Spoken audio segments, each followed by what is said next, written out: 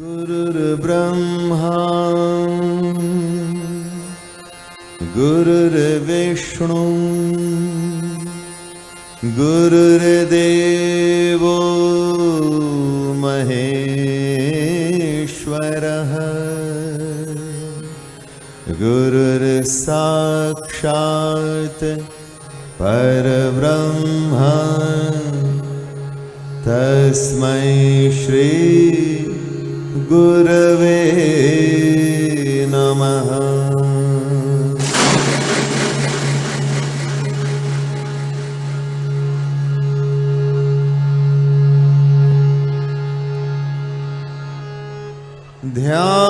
ध्यानमूलं गुरोर्मूर्तिः पूजामूलं गुरोः